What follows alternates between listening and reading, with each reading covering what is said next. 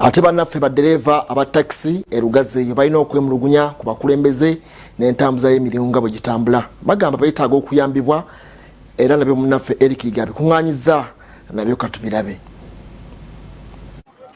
Abali mu mulimu gwa taxi mu kibuga Lugazi mu disitulikiti y'e Buyukwe bakukkuluma olw'abakulembeze mu kitundu okukola ekitono ku butali butebenkevu. Juma Mutekanga omuwandiisi w'olukiiko oludukanya paaka y'e Lugazi agamba nti waliwo abeefunyiridde okudibaga omulimu gwabwe. Bantu bangi abaze mu mulimu gwaffe bagweyungamu tugezeza ko banyonyola kitundu kitambula bwe kiti lwa security batuyambye n'akatono batuyita bannuupu ensonga tutwale bagamba tuli bannuupu bayibo ba NRM tulina omwami gwe bayita Ali Kasasa yava n'ajembe mu nkoko ze najano yanonye omulimu gwaffe nnyo mujajanga ku paaka nga omala kwewanisa ku stage bakubuuza ebikwogerako byonna n'alese bulesi bayaaye babba abantu security yonna tetuyambye n'akatono. Ezra Richard Yiga ssentebe wa stage ya Kawolo Kiyindi agamba nti bannaabwe babatigomya naddala ab'oku Katuba nga beerimbika mu bibiina by'obufuzi. Naye okusomoozebwa kwe tusanze abantu bannaffe abamu bakolera nnyo obumenyi bw'amateeka naye nga beesigamye ku by'obufuzi era nga bagamba nti bo ba NRM ate paaka ya wano si ya NRM ekitali kituufu.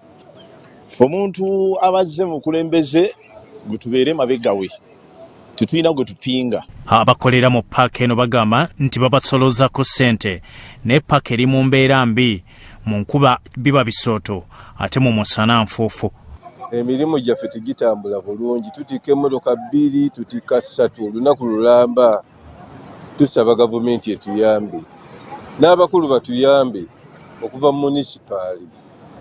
Paaka teweesa maanyi laba weefaanana ffe nga ffe baddereeva bakondakita ffe abeekolamu omulimu twereeta ettaka tukwata ssente zaffe mu nsawo tufuna ettaka we liri ne balisima we tulisimye ate beetaagisa ki n'ensala twatukako ne twekubya endu nti abooda zino zaalivudde mu paaka ne zidda wabweru abaana baziwa siteegi endala naye so baazimeza mu paaka era ozirabawo zonna weziri eno buli wamu weziri kati takisi nesigala nga tekola. Tutuuseko ku stage y'okukataka gye beemulugunyako era Alozia Sadama agitwala agamba okuva mu paaka baali babatulugunya naye waliwo enteeseganya. Mene embeera ogiraba nga bweri eri Libya tewalera abantu abawere 10 beekuŋŋanya ne beekolamu obukulembeze kasamwewala okulaba nti tewabeerawo muntu mukyamu abali mu makati awo. So naye ng'enteekateeka weeri era tukyayogerezeganya ne bannaffe gye bujja very soon tugenda kubanga tuli mu mulimu nga tukwatagana mu kuweeri. Abalala ku kataka stage bogedde ku bye babalumiriza omuli okubba abasaabaze n'amayisa amalala. Naye ebiseera bye waaliwo obubbi naye nga tebuli wano takisi ezo zimanyiddwa mu ggwanga lyonna nga bakibayi Kampala wanga zijja ne zibba abantu nga siza ku kkubo kati nga wejja nesanga abasaabaze eri emmanga nga tebalinyidde wano ku stage ne bababba nga balowooza bababbiddewa. Naye omuntu ayinza okujja ku makya saa 11 wetukeerera n'akuwa emitwalo egi 5 ng'ate ogera kujja kusinja bukya 1000. Mbadde nkubiriza abasaabaze ababa batambula bw'abanga ategeereza agenda kutambula abeerenga ne ssente entonotono.